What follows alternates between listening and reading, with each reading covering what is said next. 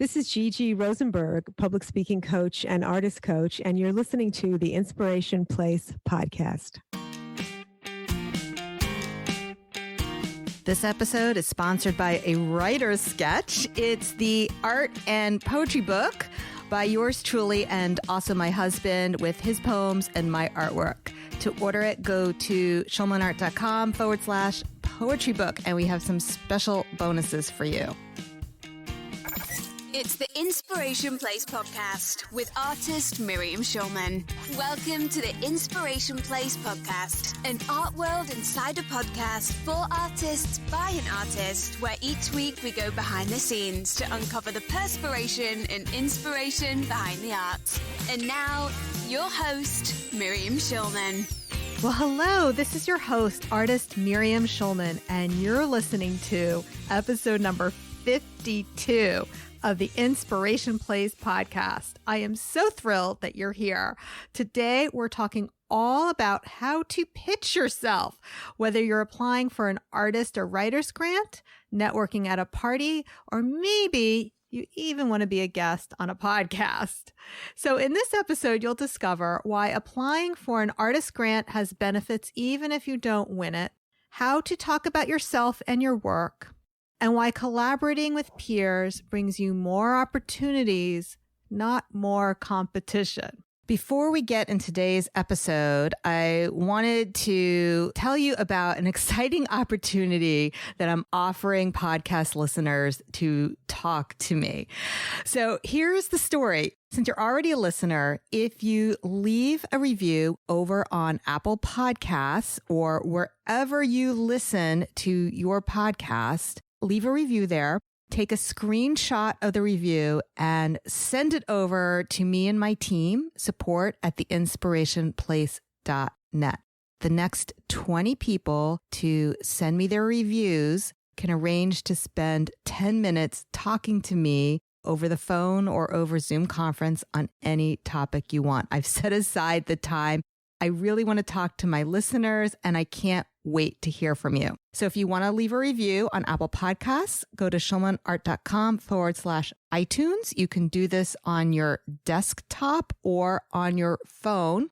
You scroll down, click on ratings and reviews, scroll down, click the 5 stars, leave a helpful review for other listeners about what you like best about the show. Since I know many people's Apple ID is not the same as their name, then just take a screenshot of it and send it our way. I can't wait to talk to you. I would love to hear what you want to hear about on the show. Okay, now back to the episode. Today's guest is a public speaking and artist coach who works with executives, nonprofit leaders, and ambitious artists. Her goal as a public speaking coach is to help speakers connect with their audiences with clarity, authenticity, and warmth. She's the author of The Artist's Guide to Grant Writing, a book designed to help artists navigate the world of funding. The former editor of Professional Artist magazine, today's guest has been a commenter on Oregon Public Radio and performed her dramatic monologues off-Broadway and at Seattle's On the Boards. Please welcome to the Inspiration Place, Gigi Rosenberg. Well, hello, Gigi, and welcome to the show. Hi, Miriam. It's great to be here. I'm so happy to see you. Yes, me too. I got your book.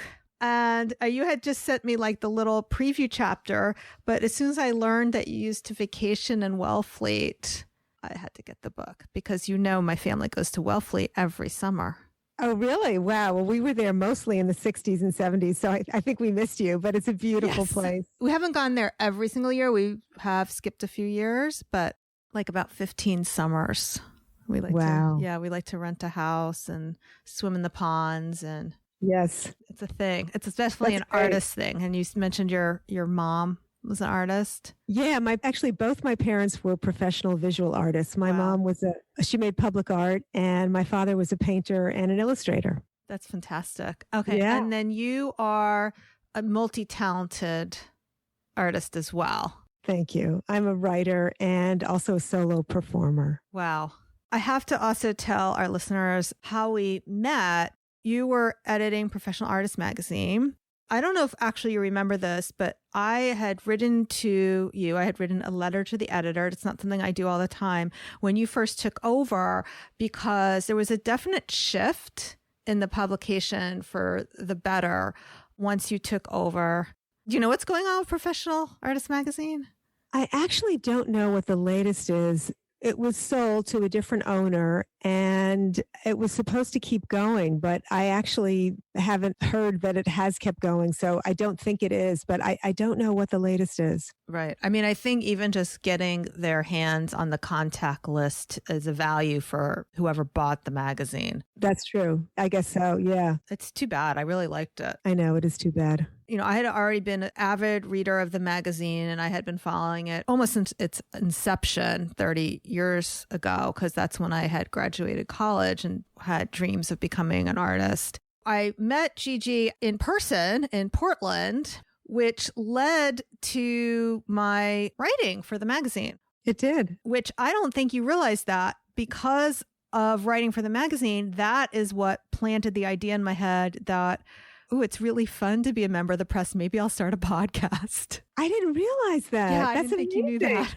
Wow. I thought your podcast was already going by then. No, that's great. No, I just started it last August. So, I mean, I started thinking about it in the beginning of 2018.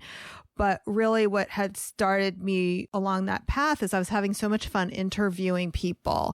I just thought the reconnaissance aspect of it was so much fun to be able to ask people questions and pick their brains and they actually answer you because you're a member of the press. I just thought that was so cool. No, it's true. It's like permission to be a detective. And if it's a subject you want to know something about, you can ask questions that you can't ask in just normal conversation. You know, you can really sort of dig deep. Yeah. So I have you to thank for that. And we're talking today all about pitching. So starting with like pitching for whether you're pitching for a big grant, whether you're an artist or a writer. And I mean, I say that a lot of my audience are artists, but there's also people, visual artists, but there are also people who listen to the podcast who may be multi-passionate or in other fields as well. So we're talking about grants in general, but really the overarching theme of what we're talking about is really how to talk about yourself and your work. Absolutely. Yes. One thing I wanted to ask you about right away, because I thought this was a really great part of your book, was why you recommend to collaborate with people when you're researching. And it's kind of counterintuitive because these grants, these artist grants or any opportunities that people have in the art world are so hyper competitive. So I would love for you to elaborate on why it's helpful to collaborate with peers in this work. I set out a series of things you need to do to apply for a grant. And one of the first things you need to do is to research what's out there. Being an artist, being a writer, or really doing anything, even writing a book on anything is such a lonely path. And what I was finding is that if you can make sort of artist dates to get together with another artist where you both go off and research and then come back and share your materials, or even just call each other and say, I'm going to spend the next 2 hours researching and then let's meet in 2 hours and share what we found. You'll get so much more done than if you just sort of go off and grab these things and hope that, nobody else is, noticing them. Yeah. So that's what I recommend. The funny thing is when I was writing my book about grant writing, before it was published, I did have this moment of thinking, what am I doing? I'm putting like all these secrets of, how to win a grant into this book and I'm going to like put it out in the world. And I had this horrible, feeling that what if someday somebody says, they win a grant that I applied for and they thank me for the book, Well, I think, oh my God, why did I give all the secrets away? But the truth is my own life has been so expanded by teaching and giving my knowledge away. And the chances of you and another artist, competing for the exact same thing, because every artist is so different than another artist, are so small that there's really, in the end, more to gain by sharing than there is to try to keep your list secret, which you can't really do anyway. No, and I always like to compare being an artist to dating and romance. It's kind of like you would never go to a singles bar by yourself. That is such a great example. That's so true. Yes. Right. Like, could you imagine? You could go to the bar with your friend and that cute guy likes your friend better, but that would have happened whether you brought your friend or not. Right. Like he's just not into you. He's just not going to be into you. And the same thing with the grant or whatever the opportunity happens to be. If it's a match, it's a match. And just telling somebody else about it is not going to make it not a match. Exactly. Because everyone's so different. Their ideas so different that chances are you're not going to be neck and neck with that other artist. Yeah. The book, by the way, it really is a step-by-step, like do this and then do that, which I liked about it quite a bit. One thing, though, when I was reading it, I started to think of all the things that I have funded on my own. I was like, shoot, I wonder if there was a grant out there I could have applied for, like this podcast.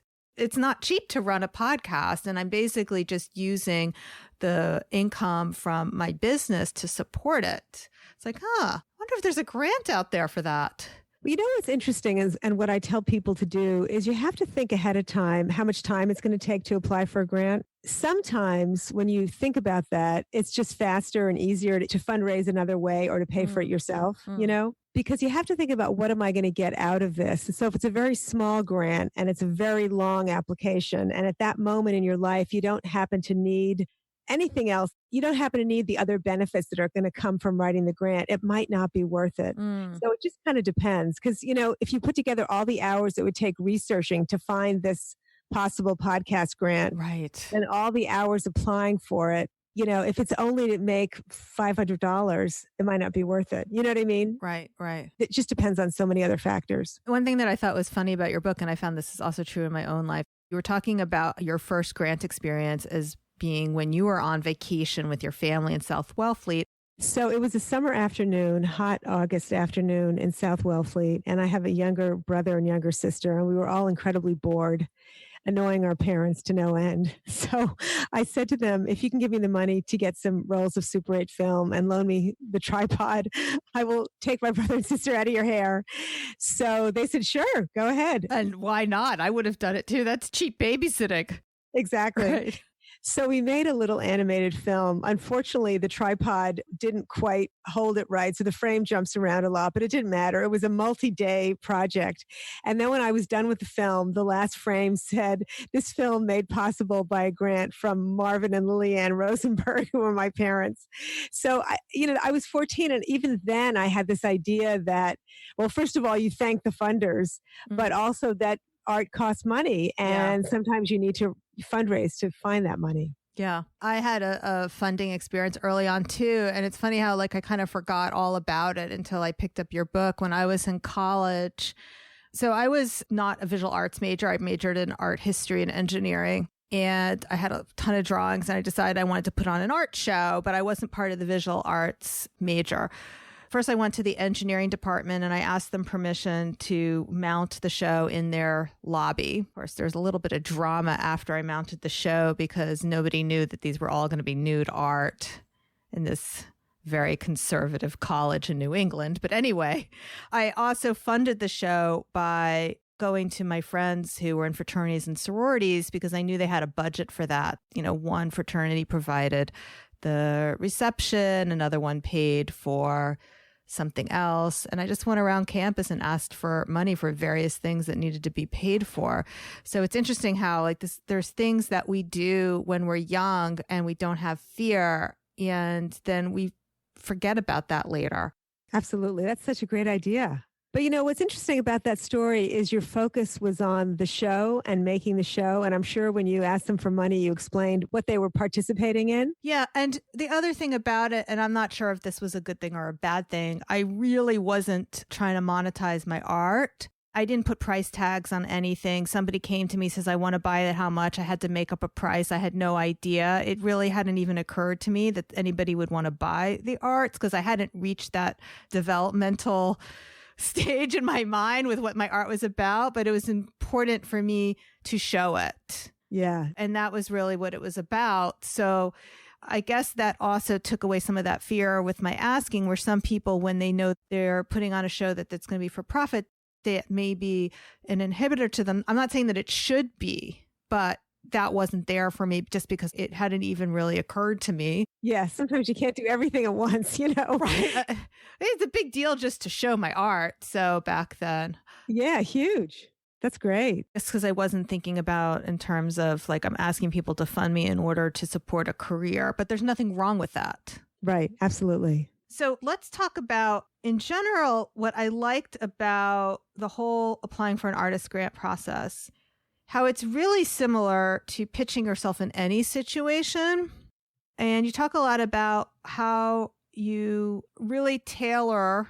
It's not that you change who you are for the opportunity, but how you can massage and talk about yourself in different ways. Can you elaborate on that? Sure. What I call it is customizing your application depending on the opportunity. And the example that I use when I teach is about 20 years ago, I was living in Paris and I attended a year-long school in French. It was, in some circles, it was a famous school to study language at. I have this thought that I really want to do a residency, this specific residency in France. So when the day comes that I apply for the residency, I'm probably going to, when I put my resume together, include that certificate in French language that I have.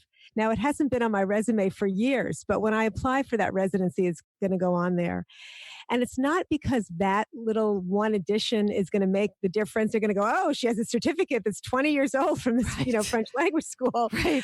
I want my whole application to support the fact that I want to study in France. And that one little certificate is just one little piece moving in that direction.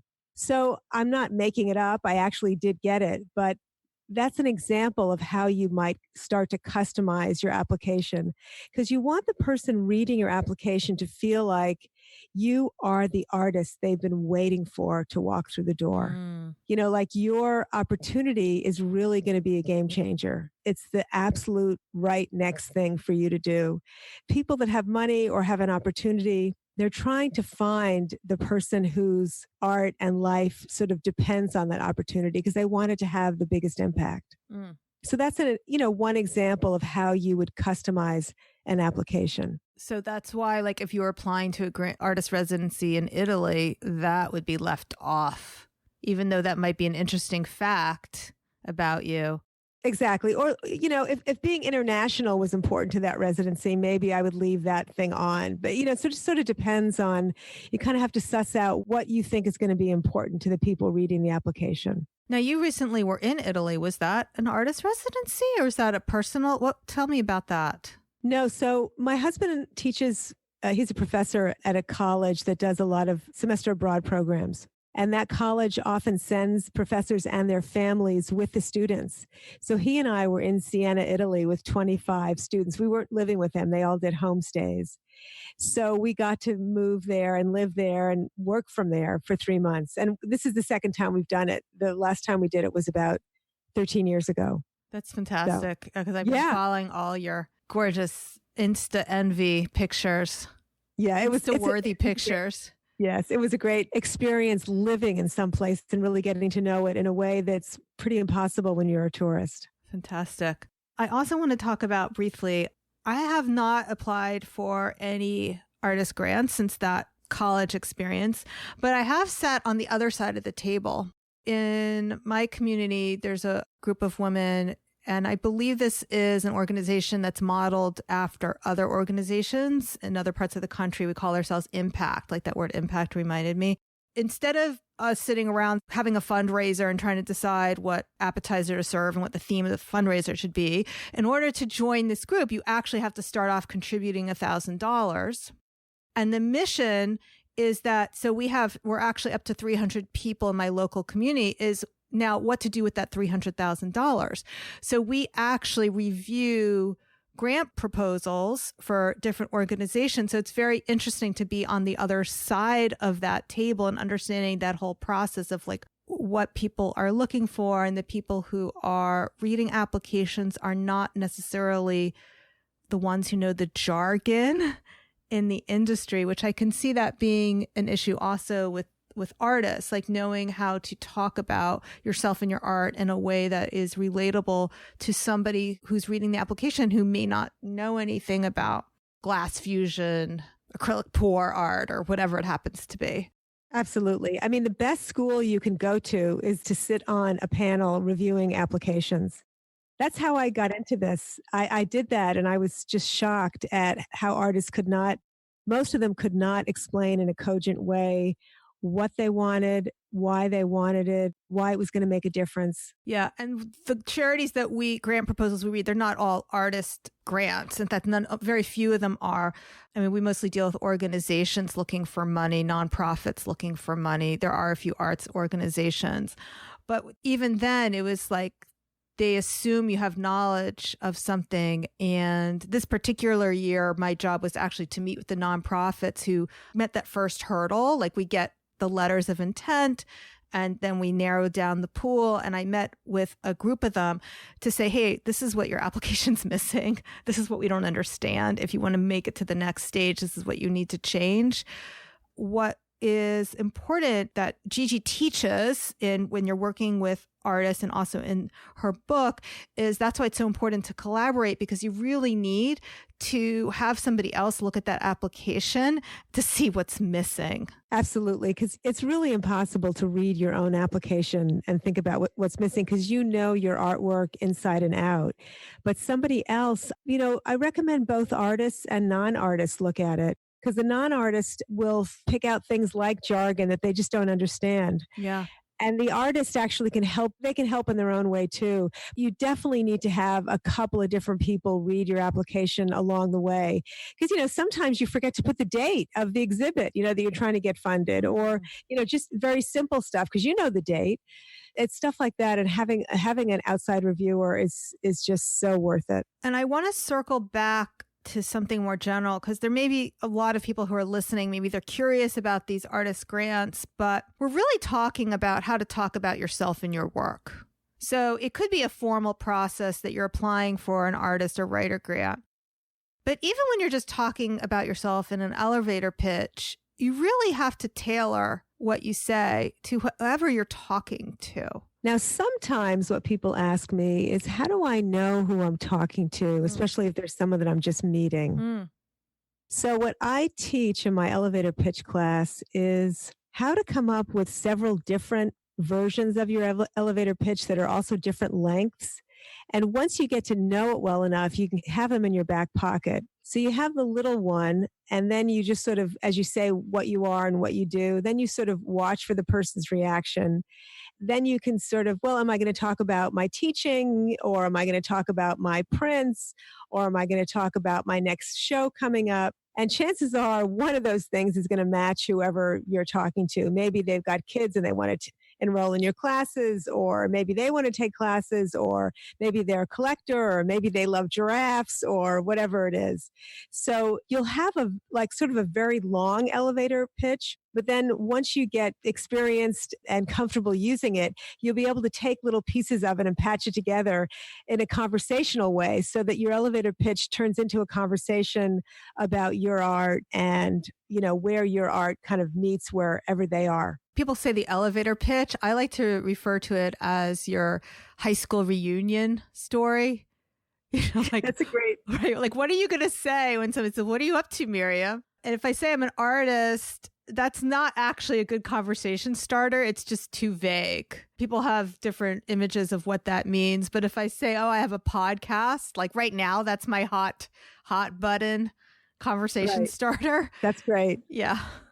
What's yours, Gigi? Because you do a lot of things too. I've narrowed it down to public speaking coach and artist coach. And, it depends on where I am and how I'm introducing myself. Because if I'm in a business setting, I'm assuming people are more interested in my public speaking. So I'll just be the one. You know how it is with artists. There's somebody who's a dancer and a filmmaker and a poet. Right. Or sometimes a few other things too.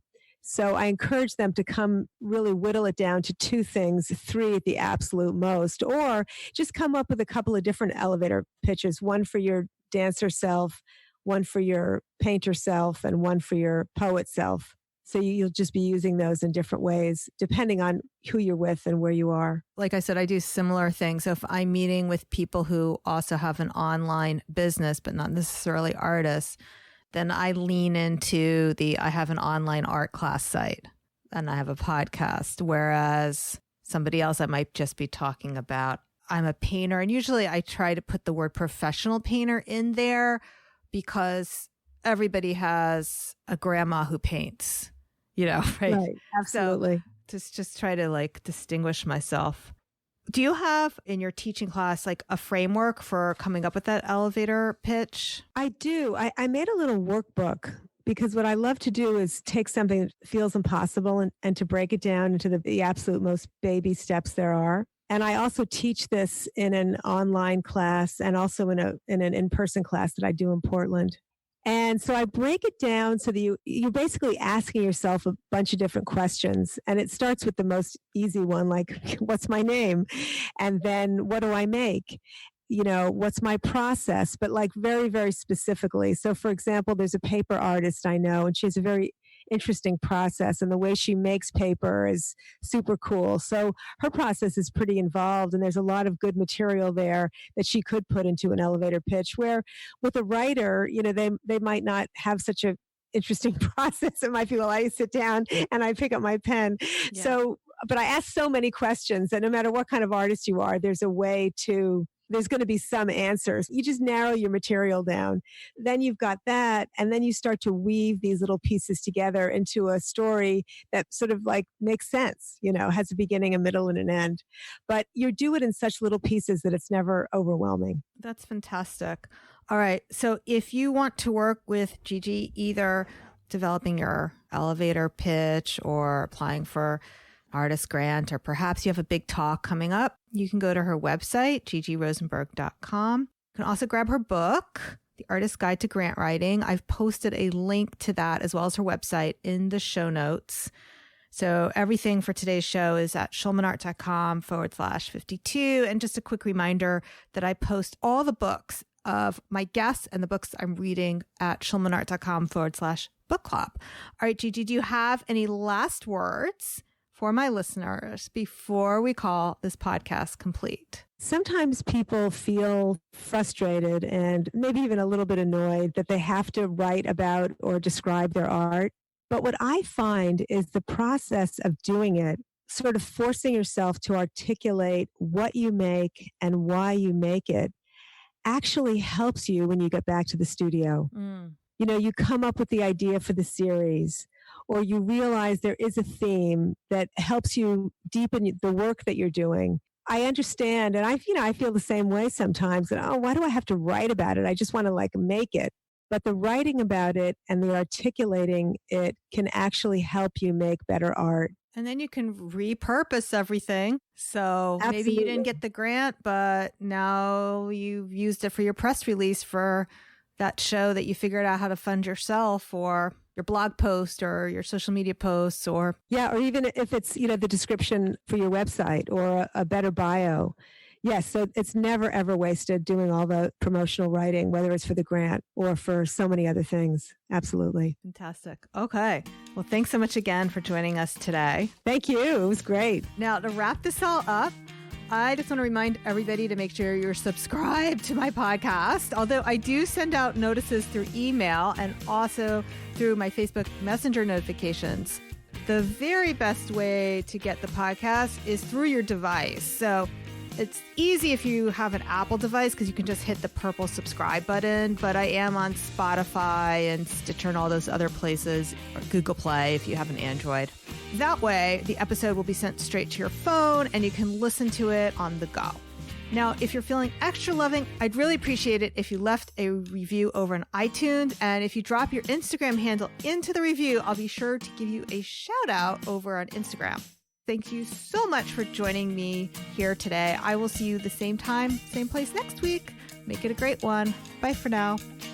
Thank you for listening to the Inspiration Place podcast. Connect with us on Facebook at facebook.com/SchulmanArt, on Instagram @SchulmanArt, and of course on schulmanart.com.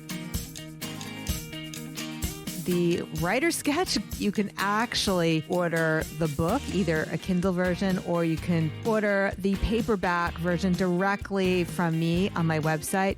You'll find the links to that over at schulmanart.com/poetry book.